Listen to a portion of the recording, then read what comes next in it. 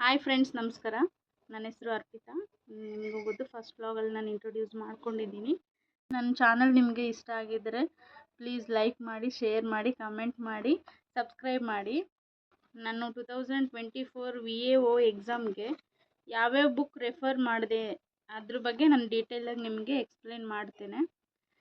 ಇವಾಗ 2026ಅಲ್ಲಿ SDFD exam ಆಯ್ತಲ್ಲ, ಆ ಎಕ್ಸಾಮಲ್ಲಿ ನಂದು SDA ಅದರಲ್ಲಿ 7 ಡಿಪಾರ್ಟ್ಮೆಂಟ್ಗೆ ಎಕ್ಸಾಮ್ ಮಾಡಿದ್ರು. ಅದರಲ್ಲಿ ನಂದು ಅಗ್ರಿಕಲ್ಚರಲ್ ಮಾರ್ಕೆಟಿಂಗ್ ಡಿಪಾರ್ಟ್ಮೆಂಟಲ್ಲಿ ಮಾರ್ಕೆಟಿಂಗ್ ಅಸಿಸ್ಟೆಂಟ್ ಜಾಬ್ ಆಗಿದೆ. ಮತ್ತು BWSSBದು ವೆರಿಫಿಕೇಷನ್ಗೆ ಬಂದಿದೆ, ಜೂನಿಯರ್ ಅಸಿಸ್ಟೆಂಟು. ಆ ಎಕ್ಸ್ಪೀರಿಯನ್ಸಿಂದ ನಾನು ಓದಿರೋ ಬುಕ್ಸ್ ಅದೇ ಸೇಮ್ ಸಿಲೆಬಸ್ ಅಲ್ವಾ, group C syllabus.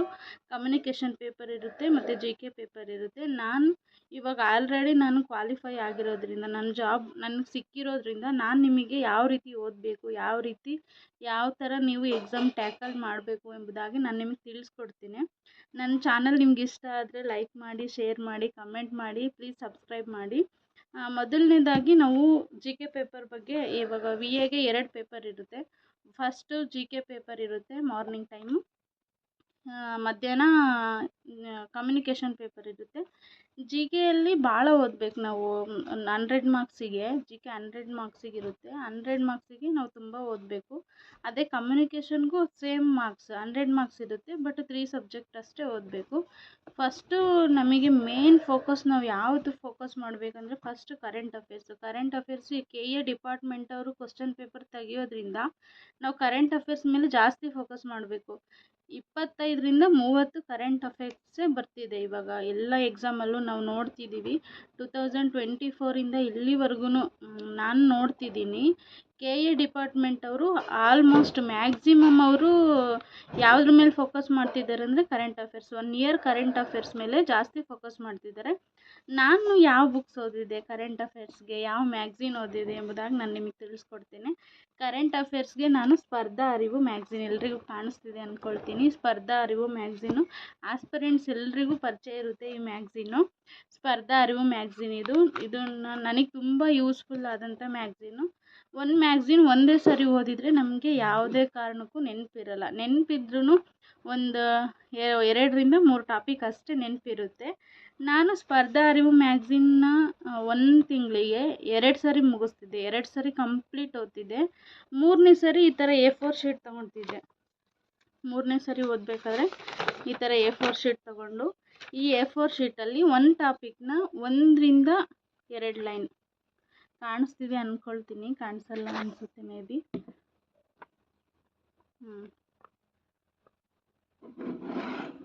Okay, 1ರಿಂದ 2-3 line ನಾನು ಬರ್ಕೊಳ್ತಿದ್ದೆ ಸ್ಪರ್ಧಾ ಅರಿವು ಮ್ಯಾಗ್ಝಿನಿಂದು. ಒಂದು ಟಾಪಿಕಿಗೆ ಇಷ್ಟು ಬರ್ಕೊಳ್ತಿದ್ದೆ. ಆಮೇಲೆ ಅದು ಏನಾಗ್ತಿತ್ತು, ಒಂದು ಮ್ಯಾಗ್ಝಿನ್ನ ಇಡೀ ಒಂದು ಎಷ್ಟು 100ರಿಂದ 110 ಪೇಜ್ ಇರುತ್ತೆ ಸ್ಪರ್ಧಾ ಅರಿವು ಮ್ಯಾಗ್ಝಿನ್ನು. ಆ ಸ್ಪರ್ಧಾ ಅರಿವು ಮ್ಯಾಗ್ಝಿನ್ ನಾನು ಒಂದು ಶೀಟಲ್ಲಿ A4 ಶೀಟಲ್ಲಿ ಎಲ್ಲ ತುಂಬ ಇಂಪಾರ್ಟೆಂಟ್ ಟಾಪಿಕ್ನ ನಾನು ಈ ಥರ ಬರ್ಕೊಂಡು ಬಿಡ್ತಿದ್ದೆ. ಈ ಥರ 1 ಇಯರ್ ಕರೆಂಟ್ ಅಫೇರ್ಸ್ ಅಂದರೆ 12 ಮ್ಯಾಗ್ಝಿನ್ ಇಷ್ಟು 110 ಪೇಜ್ ಇರೋ ಮ್ಯಾಗ್ಝಿನ್ನ 12 ಪೇಜ್ ಮಾಡ್ತಿದ್ದೆ. 12 ಮ್ಯಾಗ್ಝಿನ್ನ 12 ಪೇಜ್ ಮಾಡ್ತಿದ್ದೆ. ಅದು ಏನಾಗ್ತಿತ್ತು ಅಂದರೆ ನನಗೆ ಎಕ್ಸಾಮ್ ಟೈಮಲ್ಲಿ ತುಂಬ ಯೂಸ್ ಆಗ್ತಿತ್ತು. ಎಕ್ಸಾಮ್ ಟೈಮಲ್ಲಿ ನಾವು ರಿವೈಸ್ ಮಾಡಬೇಕಲ್ವಾ, ರಿವೈಸ್ ಮಾಡಬೇಕಾದ್ರೆ 12 ಮ್ಯಾಗ್ಝಿನ್ ನೋಡಿನೇ ನಮಗೆ ತುಂಬ ಇಷ್ಟೊಂದು ಮ್ಯಾಗ್ಝಿನ್ ಇದೆ, ನಾವು ಹೆಂಗೆ ಓದಬೇಕು, ಹೆಂಗೆ ನೆನ್ಪಿಟ್ಕೋಬೇಕು ಅನ್ನಿಸ್ತಿರುತ್ತೆ. ಅವಾಗ ನಾನು ಈ ಥರ ಶೀಟ್ಸ್ ಮಾಡ್ಕೊತಿದ್ನಲ್ಲ, 12 ಶೀಟು ಪದೇ ರಿವೈಸ್ ಮಾಡ್ತಿದ್ದೆ. ಅವಾಗ ಏನಾಗ್ತಿತ್ತು, ನಾನು ಓದಿರೋದು ನನಗೆ ರೀಕಾಲ್ ಆಗ್ತಿತ್ತು. ರೀಕಾಲ್ ಆದಮೇಲೆ ರಿವೈಸ್ ಮಾಡ್ಕೊತಿದ್ದೆ. ಅದು ಓಕೆ. ಕರೆಂಟ್ ಅಫೇರ್ಸ್ಗೆ ನಾನು ರೆಫರ್ ಮಾಡಿದ್ದು ಸ್ಪರ್ಧಾ ಅರಿವು ಮ್ಯಾಗ್ಝಿನು. ಕೆಲವೊಬ್ಬರು ಸ್ಪರ್ಧಾ ವಿಜೇತನೂ ರೆಫರ್ ಮಾಡ್ತಾರೆ. ನನಗೆ ತುಂಬ ಇಷ್ಟ ಆಗಿದ್ದು, ನನ್ನ ಮೈಂಡ್ ಸೆಟ್ಟಿಗೆ ಸೂಟ್ ಆಗಿದ್ದು ಸ್ಪರ್ಧಾ ಅರಿವು ಮ್ಯಾಗ್ಝಿನು. ಮತ್ತು ಮೆಂಟಲ್ ಎಬಿಲಿಟಿ ಡೈಲಿ ಈಶ್ವರ್ ಗಿರಿ ಸರ್ ಅವ್ರದ್ದು 1ರಿಂದ 1.5 ಅವರ್ ವರ್ಕ್ ಮಾಡ್ತಿದ್ದೆ ಡೈಲಿ. ಅವ್ರದ್ದು 4 ಗಂಟೆ ಕ್ಲಾಸ್ ಲೈವ್ ಇರ್ತಿತ್ತು. ನಾನು 4 ಗಂಟೆ ಕ್ಲಾಸ್ ಏನು ತೊಗೊಂಡಿರಲಿಲ್ಲ, ಆದರೆ ಡೈಲಿ ಯೂಟ್ಯೂಬಲ್ಲಿ ಅವರು ವೀಡಿಯೋ ಅಪ್ಲೋಡ್ ಮಾಡ್ತಿದ್ರಲ್ಲ, ಟಾಪಿಕ್ ವೈಸ್ ಸರ್ಚ್ ಮಾಡಿ ಅದರಲ್ಲಿ ಬರೋ ನನಗೆ ಇವತ್ತು ಯಾವ ಟಾಪಿಕ್ ಕಲಿಬೇಕು ಅನಿಸ್ತಿತ್ತು ಅದನ್ನು ಪದೇ ವರ್ಕ್ ಮಾಡ್ತಿದ್ದೆ.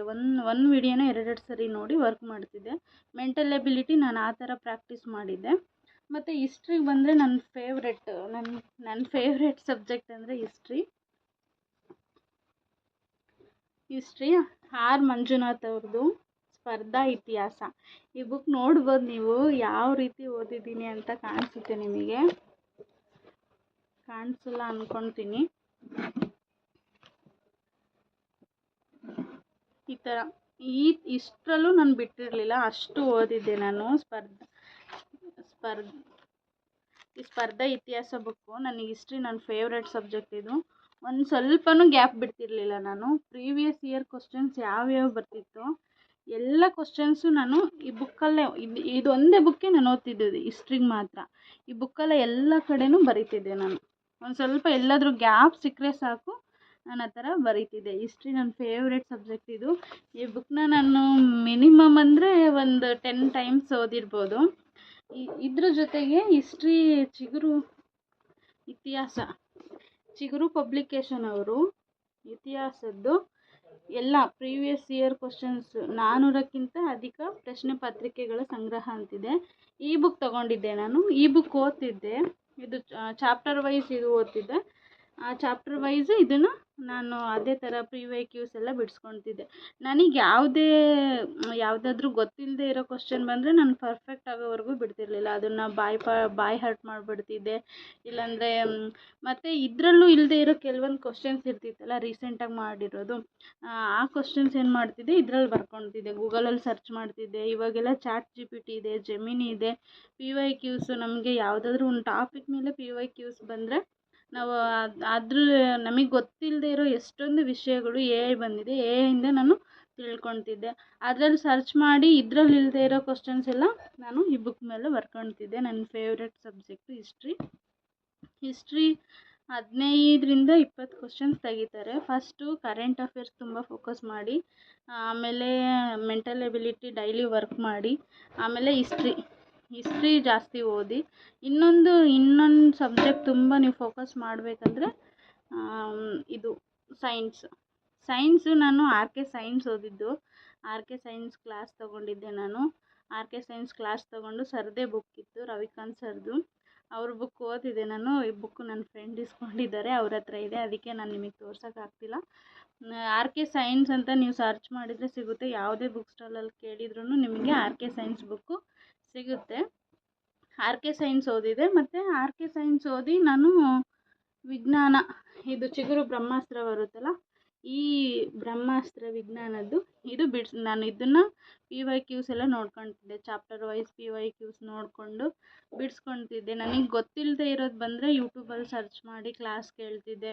ಮತ್ತು ChatGPT ಹೇಳಿದ್ನಲ್ಲ, ChatGPT, ಜೆಮಿನಿ ಇದೆಲ್ಲ ಯೂಸ್ ಮಾಡಿಕೊಂಡು ನಾನು ಗೊತ್ತಿಲ್ಲದೆ ವಿಷಯಗಳನ್ನ ತಿಳ್ಕೊತಿದ್ದೆ. ನಾನು ಜಾಸ್ತಿ ಓದಿದ್ದಂದರೆ history, science, current affairs, mental ability, ಈ 4 ಸಬ್ಜೆಕ್ಟ್ ಮೇಲೆ ನಾವು ತುಂಬ ಫೋಕಸ್ ಮಾಡಬೇಕು. ಇವಾಗ ಹಿಸ್ಟ್ರಿ ಆಯಿತು, ಮೆಂಟಲ್ ಎಬಿಲಿಟಿ ಆಯಿತು, ಸೈನ್ಸ್ ಕೂಡ ಆಯಿತು. ಜಿಯೋಗ್ರಫಿ ನನ್ನ ಫೇವ್ರೆಟ್ ಅಂದರೆ ಕರ್ನಾಟಕ ಜಿಯೋಗ್ರಫಿ. ಯಾಕೆಂದರೆ KAದವ್ರು ಜಾಸ್ತಿ ಫೋಕಸ್ ಮಾಡೋದು ಕರ್ನಾಟಕ ಜಿಯೋಗ್ರಫಿ ಮೇಲೆ. ಕರ್ನಾಟಕ ಜಿಯೋಗ್ರಫಿ ರಂಗನಾಥ್ ಸರ್ದು ಕರ್ನಾಟಕ ಜಿಯೋಗ್ರಫಿ. ನನ್ನ ಫೇವ್ರೆಟ್ ಸಬ್ಜೆಕ್ಟ್ ಇದು ಆಲ್ಸೋ. ಕರ್ನಾಟಕ ಜಿಯೋಗ್ರಫಿಗೆ ನಾನು ರಂಗನಾಥ್ ಅವ್ರದ್ದು ಬುಕ್ ಓದ್ತಿದ್ದೆ. ಇದು ನನ್ನ ಫ್ರೀ ಕೋಚಿಂಗ್ ಆಗಿತ್ತು. ಅವಾಗ ವಿನ್ನರ್ಸ್ ಅಕಾಡೆಮಿನ ನಾನು ಚೂಸ್ ಮಾಡ್ಕೊಂಡಿದ್ದೆ, ಅಲ್ಲಿ ಕೊಟ್ಟಿದ್ರು ಈ ಬುಕ್ನ. ನಾನು ಇದು ತುಂಬ ಇಷ್ಟಪಟ್ಟು ಓದಿರೋ ಬುಕ್ಸ್ ಇದು. ಯಾಕೆಂದರೆ ಚಿಕ್ಕದಾಗೂ ಇದೆ, ನಾವು ಬೇಗ ಓದ್ಬೋದು ಅದಕ್ಕೆ. ಮತ್ತು ನನ್ನ ಇಂಡಿಯನ್ ಜಿಯೋಗ್ರಫಿಗೆ ಇವ್ರದ್ದು KM ಸುರೇಶ್ ಸರ್ ಅವ್ರದ್ದು ಇಂಡಿಯನ್ ಜಿಯೋಗ್ರಫಿ ಮತ್ತು ವರ್ಲ್ಡ್ ಜಿಯೋಗ್ರಫಿ ಚೆನ್ನಾಗಿ ಕೊಟ್ಟಿದ್ದಾರೆ. ಸಿಂಪಲ್ಲಾಗಿ ಕೊಟ್ಟರು ಚೆನ್ನಾಗಿ ಕೊಟ್ಟಿದ್ದಾರೆ. ಎಕ್ಸಾಮ್ಗೆ ಯೂಸ್ ಆಗೋ ಥರ ಚೆನ್ನಾಗಿದೆ, ನೀಡಿದೆ ನಮಗೆ. ಎರಡು ಬುಕ್ಸ್ ಸಫಿಷಿಯೆಂಟ್ ಆಗಲ್ಲ. ಮತ್ತು ಕರೆಂಟ್ ಅಫೇರ್ಸು ನಾವು ಮ್ಯಾಗ್ಝಿನಲ್ಲಿ ಓದ್ತೀವಲ್ಲ, ಆ ಕರೆಂಟ್ ಅಫೇರ್ಸು 2 ಬುಕ್ಸು, PYQs ಇಷ್ಟು ಓದಿದರೆ ಜಿಯೋಗ್ರಫಿಗೆ ಎನಫ್. ನನ್ನ ಪ್ರಕಾರ ನಾನು ಇಷ್ಟೇ ಓದಿದ್ದು. ನಾನು ಒಂದೇ ಬುಕ್ನ 10ರಿಂದ 20 ಸರಿ ಓದ್ತಿದ್ದೆ. ಅದು ನಾವೆಷ್ಟು ರಿವೈಸ್ ಮಾಡ್ತೀವೋ ಅದ್ರ ಮೇಲೆ ಡಿಪೆಂಡು. ನಾವು ಎಷ್ಟೇ ಓದಲಿ, ಎಕ್ಸಾಮ್ ಹಾಲು 1.5ರಿಂದ 2 ಅವರ್ ಇರುತ್ತೆ. ಆ 2 ಅವರಲ್ಲಿ ನಾವು ಯಾವ ರೀತಿ ಕ್ವಶನ್ಗೆ ಆನ್ಸರ್ ಮಾಡ್ತೀವಿ ಅನ್ನೋದ್ರ ಮೇಲೆ ಡಿಪೆಂಡು. ನಾನು ಅದಕ್ಕೆ ಜಾಸ್ತಿ ಬುಕ್ಸ್ ನಾನು ಕಲೆಕ್ಟ್ ಮಾಡ್ತಿರಲಿಲ್ಲ. ಇರೋ ಬುಕ್ಸಲ್ಲೇ ಜಾಸ್ತಿ ಸರಿ ಓದ್ತಿದ್ದೆ. ನಾನು ತುಂಬ ಟೈಮ್ಸ್ ರಿವೈಸ್ ಮಾಡ್ತಿದ್ದೆ. ಮತ್ತು ಕಾನ್ಸ್ಟಿಟ್ಯೂಷನ್ಗೆ ಎಲ್ರಿಗೂ ಗೊತ್ತಿರೋ ಬುಕ್ ಇದು ಗಂಗಾಧರ್ ಸರ್ ಅವ್ರದ್ದು, ಡಾಕ್ಟರ್ ಗಂಗಾಧರ್ PS ಅಂತೇಳಿ. ಇವ್ರ ಬುಕ್ಕು ತುಂಬ ಯೂಸ್ ಆಗುತ್ತೆ. ಎಲ್ಲರೂ ಕಾಂಪಿಟೇಟಿವ್ ಎಕ್ಸಾಮ್ಸಿಗೆ ಓದೋರೆಲ್ಲರೂ ಗಂಗಾಧರ್ ಸರ್ ಅವ್ರ ಬುಕ್ ಓದಿರ್ತೀರ, ಎಲ್ರಿಗೂ ಗೊತ್ತು. ಇದರಲ್ಲಿ ಜಾಸ್ತಿ ಅಂದರೆ panchayat raj institution VA exam ಸಿಲಬಸ್ಸಲ್ಲಿ ಕೊಟ್ಟಿದ್ದಾರೆ ಅವರು. ಪಂಚಾಯತ್ ರಾಜ್ ಇನ್ಸ್ಟಿಟ್ಯೂಷನ್ನು ಮತ್ತು ಕೋಆಪ್ರೇಟಿವ್ ಸೊಸೈಟಿ ಬಗ್ಗೆ ನಾವು ಓದ್ಕೋಬೇಕು ಎಂಬುದಾಗಿ ನಾನು ಇದರಲ್ಲೇ ಇತ್ತು. ಪಂಚಾಯತ್ ರಾಜ್ ಇನ್ಸ್ಟಿಟ್ಯೂಷನ್ ಬಗ್ಗೆ ಇದರಲ್ಲೇ ಜಾಸ್ತಿ ಕೊಟ್ಟಿದ್ದಾರೆ, ಮತ್ತು ಸಹಕಾರ ಸಂಘಗಳ ಬಗ್ಗೆನೂ ಇದರಲ್ಲಿ ಕೊಟ್ಟಿದ್ದಾರೆ. ಇದರಲ್ಲಿ ಒಂದಿಲ್ಲ ಅಂದರೆ ಪಬ್ಲಿಕ್ ಅಡ್ಮಿನಿಸ್ಟ್ರೇಷನ್ ಇದರಲ್ಲಿ ಜಾಸ್ತಿ ಕೊಟ್ಟಿಲ್ಲ. ಪಬ್ಲಿಕ್ ಅಡ್ಮಿನಿಸ್ಟ್ರೇಷನ್ ಓದೋರು ಗೂಗಲಲ್ಲಿ ಸರ್ಚ್ ಮಾಡ್ಬೋದು, ಇಲ್ಲಾಂದರೆ ಬೇರೆ ಸರ್ಗಳು ಕ್ಲಾಸ್ ಮಾಡಿದ್ದಾರೆ ಪಬ್ಲಿಕ್ ಅಡ್ಮಿನಿಸ್ಟ್ರೇಷನ್ ಬಗ್ಗೆ. ಅದನ್ನು ಸಹ ಒಂದು 2-3 ಅವರ್ ಕ್ಲಾಸ್ ನೋಡಿಕೊಂಡು ನೋಟ್ಸ್ ಮಾಡ್ಕೊಂಡು ಓದ್ಕೊಳ್ಳಿ. ನಾನು ಕಾನ್ಸ್ಟಿಟ್ಯೂಷನ್ಗೆ ಈ ಬುಕ್ ಓದಿದೆ. ಮತ್ತು ಇದ್ರ ಜೊತೆಗೆ ಇದು PYQs ಚಿಗುರು ಬ್ರಹ್ಮಾಸ್ತ್ರ ಅವ್ರದ್ದು. ಬ್ರಹ್ಮಾಸ್ತ್ರ ಬುಕ್ಕಲ್ಲಿ PYQs ಬಿಡಿಸ್ತಿದ್ದೆ ನಾನು. ಎಲ್ಲನೂ ನಾನು ಎಲ್ಲ ಸಬ್ಜೆಕ್ಟಿಂದು PYQs ಬಿಡಿಸಿದ್ದೀನಿ. ಆ ಥರ ಬಿಡಿಸಿದ್ರೆ ಏನಾಗುತ್ತೆ, ನಾವು ಇವಾಗ ಒಂದು ಟಾಪಿಕ್ ಓದಿರ್ತೀವಿ, ಆ ಟಾಪಿಕಲ್ಲಿ ಹಿಂದೆ ಯಾವ ರೀತಿ ಕ್ವಶನ್ಸ್ ಬಂದಿದೆ ನಾವು ನೋಡಿಕೊಂಡ್ರು, ಈ ರೀತಿ ಬಂದಿದೆ ಈ ಥರ ಅಂತೇಳಿ ನಾವು ಅದು ಪರ್ಫೆಕ್ಟ್ ಆಗಿಬಿಡ್ತೀವಿ. ಅದೇ ಇವಾಗ ಓದಿದ ತಕ್ಷಣವೇ ಆ ಟಾಪಿಕ್ ನಾವು ಮತ್ತೆ ಇನ್ನೊಂದು ಸರಿ ರಿವೈಸ್ ಮಾಡ್ಕೊಂಡು ನಾವು ಅದನ್ನೇ ಸರ್ಚ್ ಮಾಡ್ಕೊಂಡು ಓದ್ತಿದ್ರೆ ಆ ಟಾಪಿಕ್ ನಾವು ಫುಲ್ ಪರ್ಫೆಕ್ಟ್ ಆಗಿಬಿಡ್ತೀವಿ. ನಾನು ಕಾನ್ಸ್ಟಿಟ್ಯೂಷನ್ಗೆ ಈ ಬುಕ್ ಅಷ್ಟೇ ನಾನು ಓದಿದ್ದು. ಯಾವ ಸ್ಕೂಲ್ ಬುಕ್ಸು ಕೂಡ ನಾನು ರೆಫರ್ ಮಾಡಿಲ್ಲ. ಕೆಲವೊಬ್ಬರು ಸ್ಕೂಲ್ ಬುಕ್ಸ್ ರೆಫರ್ ಮಾಡ್ತಾರೆ 6th-ಇಂದ 10th ಮತ್ತು first PU second PU refer ಮಾಡ್ತಾರೆ. ನಾನು ಯಾವುದೇ ಸ್ಕೂಲ್ ಬುಕ್ಸು ಕಾಲೇಜ್ ಬುಕ್ಸ್ ಯಾವುದೂ ರೆಫರ್ ಮಾಡಿಲ್ಲ. ನಾನು ಇದೊಂದೇ ಬುಕ್ ರೆಫರ್ ಮಾಡಿರೋದು, ಅದಕ್ಕೆ ನಾನು ಹೇಳ್ತಿದ್ದೀನಿ. ಮತ್ತು ಅದ್ರ ಜೊತೆ ಇದು PYQs ನಾನು ಬಿಡಿಸಿದೆ. ಜಿಯೋಗ್ರಫಿಗೆ ಇದು ಬಿಡಿಸಿದ್ದು ನಾನು ಹೇಳಿಲ್ವಲ್ಲ, ಜಿಯೋಗ್ರಫಿಗೆ ಕರ್ನಾಟಕ ಜಿಯೋಗ್ರಫಿ ಬುಕ್ ಇದು KM ಸುರೇಶ್ ಅವ್ರದ್ದು. ಇದು ಇಂಡಿಯನ್ ಜಿಯೋಗ್ರಫಿ, ವರ್ಲ್ಡ್ ಜಿಯೋಗ್ರಫಿ, ಇದರಲ್ಲೂ ಕೂಡ ಕರ್ನಾಟಕ ಜಿಯೋಗ್ರಫಿ ಇದೆ. ಇದು ಜಿಯೋಗ್ರಫಿ PYQs ಇದು ಕೂಡ. ಇವು 3 ಸಬ್ಜೆಕ್ಟು ನಾನು ಜಿಯೋಗ್ರಫಿಗೆ ಇವು 3 ಓದ್ತಿದ್ದೆ. ಮತ್ತು ಅಟ್ಲಾಸ್, ಇದ್ರ ಜೊತೆ ಅಟ್ಲಾಸ್ ಒಂದು ರೆಫರ್ ಮಾಡ್ತಿದ್ದೆ. ಇಷ್ಟು. ಮತ್ತು ಇನ್ನೊಂದು ಕೆಲವೊಂದು ಟಾಪಿಕ್ ಇದೆ ಅದರಲ್ಲಿ ಸಿಲಬಸ್ಸಲ್ಲಿ, ಪಂಚಾಯತ್ ರಾಜ್ ಇನ್ಸ್ಟಿಟ್ಯೂಷನ್ನು ಅವೆಲ್ಲ ಇದ್ದಾವೆ. ಮತ್ತು ಎಕನಾಮಿಕ್ಸಲ್ಲಿ ನಾನು ಬುಕ್ಕೇನು ಓದ್ತಿರಲಿಲ್ಲ. ಇದು ಮ್ಯಾಗ್ಝಿನಲ್ಲಿ ಬರ್ತಿತ್ತಲ್ಲ ಆ ಎಕನಾಮಿಕ್ಸ್ ಇವಾಗ ರಿಲೇಟೆಡ್ ಯಾವ್ಯಾವಿದೆ ಅದನ್ನು ನೋಡ್ಕೊತಿದ್ದೆ. ಮತ್ತು ಕರ್ನಾಟಕ ಎಕನಾಮಿಕ್ ಬಜೆಟ್ ಮಾತ್ರ ಅರಿವು ಇದರಲ್ಲೇ ಬರ್ತಿತ್ತು ಮ್ಯಾಗ್ಝಿನಲ್ಲೇ. ಆ ಬಜೆಟ್ ಕಂಪ್ಲೀಟಾಗಿ ಓದ್ತಿದ್ದೆ. ಮತ್ತು ಎಕನಾಮಿಕ್ ಸರ್ವೆ ಸ್ವಲ್ಪ ನಾವು ಇಡೀ ಬುಕ್ ಓದೋಕ್ಕಾಗಲ್ಲ, ಮ್ಯಾಗ್ಝಿನಲ್ಲಿ ಏನೇನು ಬರ್ತಿತ್ತೋ ಅದನ್ನೇ ನಾನು ಪದೇ ರಿವೈಸ್ ಮಾಡ್ತಿರೋದ್ರಿಂದ ನನಗೆ ಯೂಸ್ ಆಯಿತು. ನಾನು ಎಕನಾಮಿಕ್ಸಿಗಂತ ಸ್ಪೆಸಿಫಿಕ್ ಬುಕ್ ಓದಿಲ್ಲ.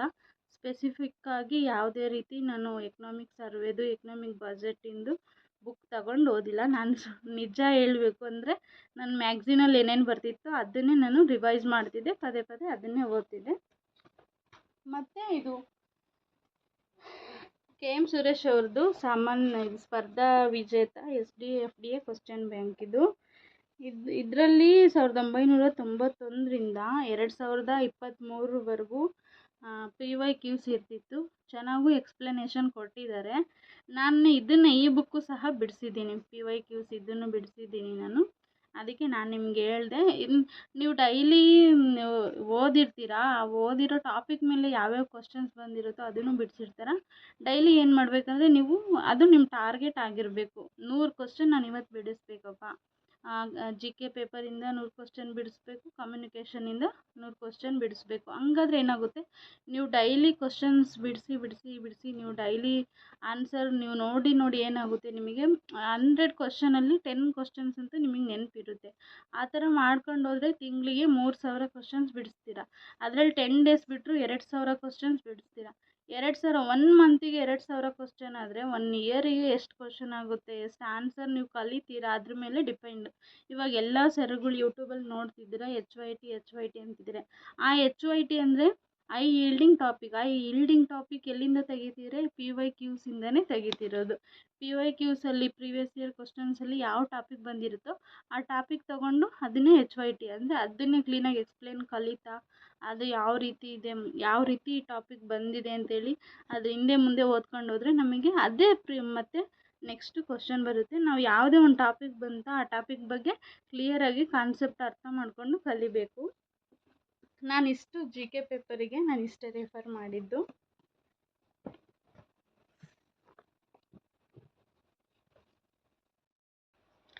ಜಿ ಕೆ ಪೇಪರ್ಗೆ ನಾನು ಇಷ್ಟೇ ರೆಫರ್ ಮಾಡಿದ್ದು. ಇಷ್ಟು ಬುಕ್ಸು ವಿತ್ ಮ್ಯಾಗ್ಝಿನ್ 12 ಮ್ಯಾಗ್ಝಿನ್ ಓದ್ತಿದ್ದೆ. ಮತ್ತು ಇದರಲ್ಲಿ ಒಂದು ಮಿಸ್ ಆಗಿದೆ, ಯಾವುದಂದ್ರೆ ಸೈನ್ಸ್, ಆರ್ ಕೆ ಸೈನ್ಸ್ ಒಂದು ಬುಕ್ ಮಿಸ್ ಆಗಿದೆ. ಇಷ್ಟು ಬುಕ್ಸು ನಾನು ಜಿ ಕೆ ಪೇಪರಿಗೆ ಇದನ್ನೇ ಪದೇ ಓದೋದು, ರಿವೈಸ್ ಮಾಡೋದು, PYQs ಬಿಡಿಸೋದು, ಈ ಥರ ಮಾಡ್ತಿದ್ದೆ ನಾನು. ಓಕೆ, ಸೆಕೆಂಡ್ ಪೇಪರಿಗೆ ಹೋಗೋಣ ನಾವಿವಾಗ. ಸೆಕೆಂಡ್ ಪೇಪರಲ್ಲಿ ಎಲ್ರಿಗೂ ಗೊತ್ತು, ಕನ್ನಡ 35 ಮಾರ್ಕ್ಸಿಗಿರುತ್ತೆ, ಇಂಗ್ಲೀಷ್ 35 ಮಾರ್ಕ್ಸಿಗಿರುತ್ತೆ, ಕಂಪ್ಯೂಟ್ರ್ 30 ಮಾರ್ಕ್ಸಿಗಿರುತ್ತೆ ಅಂತ. ನಾನು ಮೊದಲನೇದಾಗಿ ಕನ್ನಡ ಯಾವ್ದು ಓದಿದೆ ಅಂತ ನಿಮಗೆ ತೋರಿಸ್ತೀನಿ. ಕನ್ನಡ ಸಾಮಾನ್ಯ ಕನ್ನಡ ಪುಸ್ತಕ, ಇದು KM ಸುರೇಶ್ ಸರ್ ಅವ್ರದ್ದು ಸಾಮಾನ್ಯ ಕನ್ನಡ. ಇದನ್ನು ನಾನು ಓದಿದೆ, ಇದು ತುಂಬ ಸರಿ ಓದಿದ್ದೀನಿ. ನಾನು ಓದಿ ಕೂಡ ಭಾಳ ಸರಿ ರಿವೈಸ್ ಮಾಡಿದ್ದೀನಿ. ಈ ಬುಕ್ ಓದಿದೆ. ಇನ್ನೊಂದು ಬರುತ್ತೆ ಸ್ಪರ್ಧಾ ಚೆಲುವ ಕನ್ನಡ ಅಂತೇಳಿ, ಆ ಬುಕ್ಕು ಓದಿದ್ದೀನಿ ನಾನು. ಮತ್ತು ಇದ್ರದ್ದು PYQs ಚಿಗುರು ಬ್ರಹ್ಮಾಸ್ತ್ರದಲ್ಲಿ ಕನ್ನಡದ್ದೇ ಬರುತ್ತೆ ಸ್ಪೆಸಿಫಿಕ್ ಯಾವ್ಯಾವ ಸಬ್ಜೆಕ್ಟಿಗೆ ಒಂದೊಂದೇ ಇದೆ. ಅವರು ಕನ್ನಡಕ್ಕೆ ಬೇರೆ, ಇಂಗ್ಲೀಷ್ಗೆ ಬೇರೆ, ಕಂಪ್ಯೂಟ್ರಿಗೆ ಬೇರೆ, ಈ ಥರ ಎಕನಾಮಿಕ್ಸು, ಹಿಸ್ಟ್ರಿ, ಪೊಲಿಟಿ, ಈ ಥರ ಬೇರೆ ಸಬ್ಜೆಕ್ಟಿಗೆ ಬೇರೆ ಬುಕ್ನ ಅವರು ಪಬ್ಲಿಷ್ ಮಾಡಿದ್ದಾರೆ. ನಾನು ಕನ್ನಡದ್ದು ಸಹ ಒಂದು ಬುಕ್ ತೊಗೊಂಡಿದ್ದೆ. ಕನ್ನಡ ಈ ಬುಕ್ಕು ಮತ್ತು ಸ್ಪರ್ಧಾ ಚೆಲುವ ಕನ್ನಡ ಇದರಲ್ಲಿ ಇಲ್ಲದೇ ಇರೋ ಟಾಪಿಕ್ಕು ಅದರಲ್ಲಿದೆ.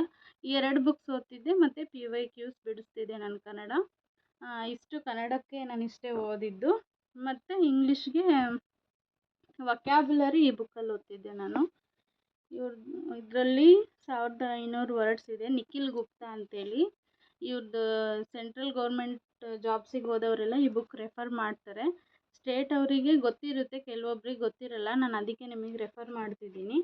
ಈ ಬುಕ್ ಇದರಲ್ಲಿ ಏನಿದೆ ಅಂದರೆ ಸಿನಾನಿಮ್ಸು, ಆ್ಯಂಟೋನಿಮ್ಸು ಮತ್ತು ಎಲ್ಲ ಇದೆ ಇದರಲ್ಲಿ. ಒನ್ ವರ್ಡ್ ಸಬ್ಸ್ಟಿಟ್ಯೂಷನ್ನು ಮತ್ತು ಹೋಮೋನಿಮ್ಸು ಅವೆಲ್ಲ ಇದೆ ಈ ಬುಕ್ಕಲ್ಲಿ. ವೊಕ್ಯಾಬ್ಯುಲರಿಗೆ ಈ ಬುಕ್ಕು ಬೆಸ್ಟ್ ಬುಕ್ಕು. ನಾನು ಡೈಲಿ 5 ಸಿನಾನಿಮ್ಸ್ ಕಲಿತಿದ್ದೆ, ಡೈಲಿ 5 ಆ್ಯಂಟೋನಿಮ್ಸ್ ಕಲಿತಿದ್ದೆ, ಹೋಮೋನಿಮ್ಸು ಅವೆಲ್ಲ ಡೈಲಿ ಕಲಿತಿದ್ದೆ. ಮತ್ತು ಇದು ಶಿವಕುಮಾರ್ ಮಾವಳಿ ಅಂತ ಅವ್ರ ಸರಿಂದು ಗ್ರಾಮರ್ ಚೆನ್ನಾಗಿದೆ. ಅದರಲ್ಲಿ ನೌನು, ಪ್ರನೌನು ಅದೆಲ್ಲ ತುಂಬ ಚೆನ್ನಾಗಿ ಕೊಟ್ಟಿದ್ದಾರೆ. ಕನ್ನಡದ ಜೊತೆಗೆ ಇಂಗ್ಲೀಷಲ್ಲೂ ಕೊಟ್ಟಿದ್ದಾರೆ. ನನಗೆ ಆ ಬುಕ್ ಗ್ರಾಮರಿಗೆ ಆ ಬುಕ್ ಸಜೆಸ್ಟ್ ಮಾಡ್ತೀನಿ ನಾನು, ಯಾಕೆಂದರೆ ಆ ಬುಕ್ ಓದಿದ್ದೀನಿ ನಾನು. ಇದು ವೊಕ್ಯಾಬ್ಯುಲರಿಗೆ ನಾನು ಈ ಬುಕ್ ತುಂಬ ಚೆನ್ನಾಗಿ ಯೂಸ್ ಇದೆ ನನಗೆ, ಅದಕ್ಕೆ ನಾನು ಹೇಳಿದೆ ನಿಮಗೆ. ಯಾರ್ಯಾರಿಗೆ ತೊಗೋಬೇಕು ಅನಿಸುತ್ತೋ ತೊಗೊಳ್ಳಿ. ಈ ಬುಕ್ ವೊಕ್ಯಾಬ್ಯುಲರಿ ತುಂಬ ಚೆನ್ನಾಗಿದೆ. ಈ ಥರ ನಾನು ಓದಿ ಬರೀತಿದ್ದೆ. ನಿಮಗೆ ಕಾಣಿಸಲ್ಲ ಅನಿಸುತ್ತೆ, ತುಂಬ ಚಿಕ್ಕದಾಗಿ ಬರ್ತಿದ್ದೀನಿ ನಾನು. ಒಂದು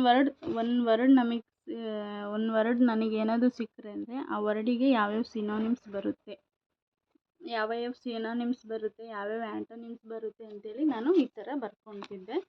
ಇದು ಇಂಗ್ಲೀಷಿಗೆ ಶಿವಕುಮಾರ್ ಮಾವಳಿ ಸರ್ದು ಅವ್ರದ್ದು ಗ್ರಾಮರಿಗೆ ಓದ್ತಿದ್ದೆ. ಇದು ವೊಕ್ಯಾಬ್ಯುಲರಿ ಓದ್ತಿದ್ದೆ. ಮತ್ತು ಕ್ಲಾಸ್ ನೋಡ್ತಿದ್ದೆ. ಯಾರಾದರೂ ನನಗೆ ತುಂಬ BN ಸುರೇಶ್ ಅಂತ ಅವರು ಕ್ಲಾಸ್ ತುಂಬ ಚೆನ್ನಾಗಿ ಮಾಡ್ತಿದ್ರು, PYQs ಇಂಗ್ಲೀಷಿಂದು. ಆ ಕ್ಲಾಸ್ ನೋಡ್ತಿದ್ದೆ ನಾನು. ಇಂಗ್ಲೀಷಿಗೆ ಇಷ್ಟು ಸಾಕು, ನಾವೇನು ಇಂಗ್ಲೀಷಲ್ಲಿ ಲಿಟ್ರೇಚರ್ ಅದೆಲ್ಲ ಓದಬೇಕಾಗಿಲ್ಲ. ನಮಗೆ ಬೇಕಾಗಿರೋದು 35 ಮಾರ್ಕ್ಸ್ ಅಷ್ಟೇ. ಆ 35 ಮಾರ್ಕ್ಸಿಗೆ ನಾವೇನು ಓದಬೇಕು ಅಷ್ಟು ಮಾತ್ರ ಓದಬೇಕು. ನಾವು ಜಾಸ್ತಿ ಡೆಪ್ತಾಗಿ ಓದೋಕ್ಕೆ ಹೋದರೆ ನಾವು ಅದರಲ್ಲಿ ಬೇರೆ ಏನಾದರೂ ನಾವು ಹೊಸ್ದಾಗಿ ಏನು ಕಂಡುಹಿಡಿಯೋದು ಆ ಥರ ಇಲ್ಲ. ನಮಗೇನು ಈ ಕಾಂಪಿಟೇಟಿವ್ ಎಕ್ಸಾಮಿಗೆ ಏನು ಬೇಕು ಅಷ್ಟು ಮಾತ್ರ ನಾವು ಓದಬೇಕಾಗಿರೋದು. ನಾವು ಈ ಬುಕ್ಕು ನಾನು ವೊಕ್ಯಾಬ್ಯುಲರಿ ಓದಿದೆ. ನೆಕ್ಸ್ಟು ಕಂಪ್ಯೂಟ್ರಿಗೆ ಬರೋಣ. ನಾನು ನಿನ್ನೆನೇ ಹೇಳಿದ್ದೀನಿ ನಿಮಗೆ ಕಂಪ್ಯೂಟ್ರಿಗೆ ಯಾವ ಬುಕ್ ಓದಿದ್ದೀನಿ ಅಂತೇಳಿ.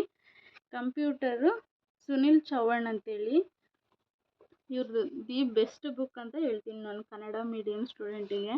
ತುಂಬ ಚೆನ್ನಾಗಿ ಕನ್ನಡದಲ್ಲಿ MS word, MS XL, MS power point ಮತ್ತು ಬೇಸಿಕ್ ಇಂಟ್ರೊಡಕ್ಷನಿಂದ ಕಂಪ್ಯೂಟ್ರ್ ಇಂಟ್ರೊಡಕ್ಷನ್ನಿಂದನೂ ತುಂಬ ಚೆನ್ನಾಗಿ ಕೊಟ್ಟಿದ್ದಾರೆ. MS ವರ್ಡ್, MS ಪವರ್ ಪಾಯಿಂಟ್ವರೆಗೂ ತುಂಬ ಚೆನ್ನಾಗಿ ಕೊಟ್ಟಿದ್ದಾರೆ. ಎಕ್ಸೆಲ್ ಎಲ್ಲದನ್ನು ಚೆನ್ನಾಗಿ ಕೊಟ್ಟಿದ್ದಾರೆ. ಇದು ಕಂಪ್ಯೂಟ್ರ್ ನನಗೆ ತುಂಬ ಇಷ್ಟ ಆಗಿದ್ದು. ಈ ಬುಕ್ಕು ಸ್ಪರ್ಧಾ ಉನ್ನತಿ. ನಾನು ಈ ಬುಕ್ ಬರೋಕ್ಕೂ ಮುಂಚೆ ನಾನು ಈ ಬುಕ್ ರೆಫರ್ ಮಾಡ್ತಿದ್ದೆ, ಕಂಪ್ಯೂಟರ್ ನಾಲೆಡ್ಜ್ ಅಂತೇಳಿ. ಇವರು ಚೆನ್ನಾಗಿ ಕೊಟ್ಟಿದ್ದಾರೆ. ಇವ್ರದ್ದು ಚೆನ್ನಾಗಿದೆ. ನನಗೆ ಇದರಲ್ಲಿ ಡಾಟಾ ಮ್ಯಾನೇಜ್ಮೆಂಟ್ ಸಿಸ್ಟಮ್ ಅದು ತುಂಬ ಇಷ್ಟ ಆಯಿತು. ತುಂಬ ಚೆನ್ನಾಗಿ ಕೊಟ್ಟಿದ್ದಾರೆ ಇವರು. ನನಗೆ ಗೊತ್ತಿಲ್ಲದೆ ಇರೋದು ಯಾರಾದರೂ ಕ್ಲಾಸ್ ಮಾಡಿದರೆ ನಾನು ಈ ಥರ ಬರ್ಕೊಂಡು ಬಿಡ್ತಿದ್ದೆ. ಬುಕ್ಕಲ್ಲಿ ಎಲ್ಲಾದರೂ ಸ್ವಲ್ಪ ಎಲ್ಲಾದರೂ ಖಾಲಿ ಸ್ಪೇಸ್ ಇದ್ದರೆ ಈ ಥರ ನಾನು ಬರ್ಕೊಂಡಿರ್ತಿದ್ದೆ. ಯಾಕೆಂದರೆ ಈ ಬುಕ್ ಓದಬೇಕಾದ್ರೇ ನಾವು ಅದು ಓದಬೇಕು. ಅದಕ್ಕೆ ಕಂಪ್ಯೂಟರ್ಗೆ ಇವೆರಡೇ ಬುಕ್ಸು ನಾನು ರೆಫರ್ ಮಾಡಿದ್ದು. ಮತ್ತು ಕಂಪ್ಯೂಟರ್ ಕ್ಲಾಸ್ ಯಾರು ಚೆನ್ನಾಗಿ ಮಾಡ್ತಿದ್ರೋ ಅದರಿಂದ ನಾನು ಅವರ ಕೆಲವೊಂದು ಕ್ಲಾಸ್ ಕೇಳಿ ನಾನು ಓದಿರೋದು ಉಂಟು. ನಾವು ಆನ್ಲೈನ್ ಪ್ಲ್ಯಾಟ್ಫಾರ್ಮ್ನ ಯಾವುದಕ್ಕೆ ಯೂಸ್ ಮಾಡ್ಕೋಬೇಕು, ಒಳ್ಳೆಯದಕ್ಕೂ ಯೂಸ್ ಮಾಡ್ಕೋಬೋದು, ಕೆಟ್ಟದ್ದಕ್ಕೂ ಯೂಸ್ ಮಾಡ್ಕೋಬೋದು. ನಾನು ಜಾಸ್ತಿ ಯೂಟ್ಯೂಬ್ ಕ್ಲಾಸಸ್ ನೋಡೋಕ್ಕೆ ಯೂಸ್ ಮಾಡ್ಕೊಂಡಿದ್ದೀನಿ. ಮತ್ತು ನನಗೇನಾದರೂ ಇವಾಗ ಲೋ ಥಿಂಕ್ ಆಗಿ ಎಷ್ಟು ವರ್ಷಪ್ಪ ಓದೋದು, ಎಷ್ಟು ದಿನ ಓದಬೇಕು, ಪೇರೆಂಟ್ಸಿಗೆ ಏನು ಆನ್ಸರ್ ಕೊಡಬೇಕು, ಮನೆಯವರಿಗೆ ಏನು ಆನ್ಸರ್ ಕೊಡಬೇಕು, ನಾವು ಈ ಥರ ಒಂದು ರೂಮಲ್ಲಿ ರೆಂಟ್ ಇದ್ಕೊಂಡು ಲೈಬ್ರರಿ ಫೀಸ್ ಕಟ್ಟಬೇಕು, ರೂಮಿಗೆ ರೆಂಟ್ ಕಟ್ಟಬೇಕು, ಬುಕ್ಸ್ ತೊಗೋಬೇಕು, ಇಲ್ಲೆಲ್ಲ ಥಿಂಕ್ ಮಾಡಿ ಕೆಲವೊಂದು ಸರಿ ಕೆಲ್ಸಕ್ಕೆ ಹೋಗ್ಬಿಡೋಣ ಅನ್ನಿಸ್ತಿತ್ತು. ಆ ಟೈಮಲ್ಲಿ ನಾನು ಯೂಟ್ಯೂಬಲ್ಲಿ ಯಾರ್ಯಾರ್ದು ಪ್ರೀವಿಯಸ್ ಇಯರಲ್ಲಿ ಯಾರ್ಯಾರು ರ್ಯಾಂಕ್ ಬಂದಿರ್ತಾರೆ, ಯಾರ್ಯಾರು ಆಸ್ಪರೆಂಟ್ಸ್ ಜಾಬ್ ತಗೊಂಡು ಅವ್ರ ಮೋಟಿವೇಶನ್ ಕ್ಲಾಸ್ ನೋಡ್ತಿದ್ದೆ. ಮೋಟಿವೇಶನ್ ಅನ್ನೋದಕ್ಕಿಂತ ಅವರು ಸ್ಟ್ರಗಲ್ ಪಟ್ಟು ಎಷ್ಟೇ ಕಷ್ಟ ಸಿಚುವೇಶನ್ ಇದ್ರೂ ಅವ್ರು ಓದೋದು ಬಿಟ್ಟಿರಲಿಲ್ಲ, ಕನ್ಸಿಸ್ಟೆನ್ಸಿ ಇರ್ತಿತ್ತು. ಆ ಥರ ನಾನು ಟಾಪರ್ಸ್ ಇಂಟರ್ವ್ಯೂ ನೋಡಿ ಮತ್ತೆ ಮೋಟಿವೇಶನ್ ಆಗಿ ಮತ್ತೆ ಸ್ಟಾರ್ಟ್ ಮಾಡ್ತಿದ್ದೆ. ನಾನು ಇದು ಕಂಪ್ಯೂಟರ್ಗೆ 2 ಬುಕ್ಸ್ ಓದಿದೆ. ಓಕೆ, ಕಮ್ಯುನಿಕೇಷನ್ ಪೇಪರಿಗೆ ಬೆಸ್ಟ್ ಬುಕ್ ಅಂತ ಹೇಳ್ಬೋದು. ಇದು ಪ್ರೀವಿಯಸ್ ಇಯರ್ ಕ್ವಶನ್ಸ್ ಬುಕ್ಕು. ಇದು ನನಗೊಬ್ಬರು ನಮ್ಮ ಲೈಬ್ರರಿಲಿ ಬಸವರಾಜ್ ಅಂತ ಒಂದು ಹುಡುಗ ಇದ್ದ. ಅವನು ಜಾಬ್ ಆಗಿ ಹೋಗ್ಬಿಟ್ಟ. ಅವನು ಕೋಆಪ್ರೇಟಿವ್ ಇನ್ಸ್ಪೆಕ್ಟರ್ ಜಾಬ್ ಆಗಿ ಹೋಗ್ಬಿಟ್ಟ. ನಾನು ಅವನ ಹತ್ರ ಈ ಬುಕ್ಸ್ ಇಸ್ಕೊಂಡಿದ್ದೆ. ನಾನು ಅವಾಗಿನ ಸ್ಟೇಟಿಗೆ ಓದ್ತಿರಲಿಲ್ಲ, 2024 ಈ ಬುಕ್ಸ್ ಇಸ್ಕೊಂಡು ನೋಡೋಣ ಅಂತ ಇಸ್ಕೊಂಡಿದ್ದೆ. ಅವ್ನು ಜಾಬ್ ಆಗಿದ್ದಕ್ಕೆ ನನ್ನ ಹತ್ರನೇ ಬಿಟ್ಟೋಗ್ಬಿಟ್ಟ. ಅಕ್ಕ ನೀವೇ ಇಟ್ಕೊಳ್ಳಿ, ನೀವೇ ಓದ್ಕೊಳ್ಳಿ ಅಂತೇಳಿ. ಅವನ ಬುಕ್ ಇದು, ಆ್ಯಕ್ಚುಲಿ ಅವನ ಬುಕ್ಕು. ನಾನು ಓದಿದೆ, ಒನ್ ಟೈಮ್ ಓದಿದೆ, ಇಷ್ಟ ಆಯಿತು. ಸೆಕೆಂಡ್ ಟೈಮ್ ಓದಿದೆ. ಮತ್ತು ಎಕ್ಸಾಮ್ ಲಾಸ್ಟಲ್ಲಿ ನಾವು ಎಲ್ಲ ಬುಕ್ಸು ಓದೋಕ್ಕಾಗಲ್ಲ. ನಾನು ಅವಾಗ ಏನು ಮಾಡ್ತಿದ್ದೆ ಅಂದರೆ ಈ ಕ್ವಶನ್ ಪೇಪರ್ ಬಿಡಿಸ್ತಿದ್ದೆ, PYQs ಬಿಡಿಸ್ತಿದ್ದೆ. ಕಮ್ಯುನಿಕೇಷನ್ ಪೇಪರಿಗೆ ದಿ ಬೆಸ್ಟ್ ಬುಕ್ ಅಂತ ನಾನು ಹೇಳ್ತೀನಿ. ಎಲ್ಲರೂ ಈ ಬುಕ್ ತೊಗೊಳ್ಳಿ. ಎಲ್ಲರೂ ಈ ಬುಕ್ ತೊಗೊಂಡು ನಿಮಗೆ 4 ಆಪ್ಷನ್ಸ್ ಇರುತ್ತೆ ಒಂದು ಕ್ವಶನಿಗೆ. 4 ಆಪ್ಷನ್ನು ಕೂಡ ಅವರು ಬಿಡಿಸಿದ್ದಾರೆ. KM ಸುರೇಶ್ ಸರ್ ಅವ್ರದ್ದು ಇದು ಬುಕ್ಕು. 4 ಆಪ್ಷನ್ ಕೂಡ ಬಿಡಿಸಿದ್ದಾರೆ. ತುಂಬ ಚೆನ್ನಾಗಿ ಎಕ್ಸ್ಪ್ಲೇನ್ ಮಾಡಿದ್ದಾರೆ. ನನಗೆ ತುಂಬ ಇಷ್ಟ ಆಯಿತು ಈ ಬುಕ್ಕು. ನನಗೆ ಗೊತ್ತಿರೋದು ಎಲ್ಲ ಬಿಟ್ಟು ಗೊತ್ತಿಲ್ಲದೆ ಇರೋದು ಯಾವುದಾದ್ರೂ ಹೊಸ್ದಾಗಿ ಏನಾದರೂ ಅವ್ರು ಟಾಪಿಕ್ ಆ್ಯಡ್ ಮಾಡಿದರೆ ನಾನು ಈ ಥರ ಟಿಕ್ ಮಾಡ್ಕೊಂಡ್ಬಿಡ್ತಿದ್ದೆ. ಎಲ್ಲರೂ ತಗೊಳ್ಳಿ. ಎಸ್ಪೆಷಲಿ VAO ಓದೋರು, ಅದರಲ್ಲೂ KA ಡಿಪಾರ್ಟ್ಮೆಂಟಿಗೆ ಯಾರ್ಯಾರು ಓದ್ತಿದ್ದೀರಾ, ಕಮ್ಯುನಿಕೇಷನ್ ಪೇಪರ್ ಯಾರ್ಯಾರು ಎಕ್ಸಾಮ್ ಬರೀತಿದ್ದೀರಾ, ಆ ಎಕ್ಸಾಮ್ ಬರೆಯೋರು ಎಲ್ಲರೂ ಈ ಬುಕ್ ತೊಗೊಳ್ಳಿ. ನಿಮ್ಮ ಹತ್ರ ಈ ಬುಕ್ಕು ಮಸ್ಟ್ ಆ್ಯಂಡ್ ಶುಡ್ ಇರಬೇಕು. ಯಾಕೆಂದರೆ ಈ ಬುಕ್ಕಿಂದ ಅವರು 100 ಕ್ವಶನಿಗೆ ಒಂದು 20 to 30 ಕ್ವಶನ್ಸ್ ಈ ಬುಕ್ಕಿಂದ ಬರುತ್ತೆ. ಈ ಬುಕ್ಕಲ್ಲಿ ಏನೇನು explanation with questions, explanation, answer ಏನೇನಿದೆಯೋ ಅಷ್ಟರಲ್ಲೇ 20ರಿಂದ 25 ಕ್ವಶನ್ಸ್ ಬರುತ್ತೆ ನಿಮಗೆ. ಅದಕ್ಕೆ ಈ ಬುಕ್ ತೊಗೊಳ್ಳಿ. ಎಲ್ಲರೂ ತೊಗೊಳ್ಳಿ, ಓದ್ಕೊಳ್ಳಿ, ರಿವೈಸ್ ಮಾಡಿ. ಒಂದು ಎಕ್ಸಾಮ್ ನೀವು ಬರೆಯೋಕ್ಕೆ ಹೋಗೋಕ್ಕೂ ಮುಂಚೆ 3 to 4 ಟೈಮ್ ಈ ಬುಕ್ನ ರಿವೈಸ್ ಮಾಡ್ಕೊಳ್ಳಿ. ಇಷ್ಟೇ. Thank you. ನನ್ನ ಚಾನಲ್ ನಿಮಗೆ ಇಷ್ಟ ಆಗಿದ್ದರೆ ಲೈಕ್ ಮಾಡಿ, ಶೇರ್ ಮಾಡಿ, ಕಮೆಂಟ್ ಮಾಡಿ, ಪ್ಲೀಸ್ ಸಬ್ಸ್ಕ್ರೈಬ್ ಮಾಡಿ. ನಾಳೆ ಮತ್ತೆ VAOಗೆ KA ಡಿಪಾರ್ಟ್ಮೆಂಟಲ್ಲಿ ಯಾವ್ಯಾವ ಎಕ್ಸಾಮ್ಸ್ ಇದೆ ಆ ಎಕ್ಸಾಮ್ಗೆ ಯೂಸ್ಫುಲ್ ಆಗೋ ಥರ ವಿಡಿಯೋ ಮಾಡ್ತೀನಿ. ನಿಮಗೆ ನೆಕ್ಸ್ಟ್ ಯಾವುದಾದ್ರೂ ಕ್ಲಾಸು ಕಮ್ಯುನಿಕೇಷನ್ ಪೇಪರಲ್ಲಿ ಯಾವ ಕ್ಲಾಸ್ ಬೇಕು ಆ ಕ್ಲಾಸ್ ನೀವು ಕಮೆಂಟ್ ಮಾಡಿದರೆ ನಾನು ಕ್ಲಾಸ್ ಮಾಡ್ತೀನಿ next. Thank you so much.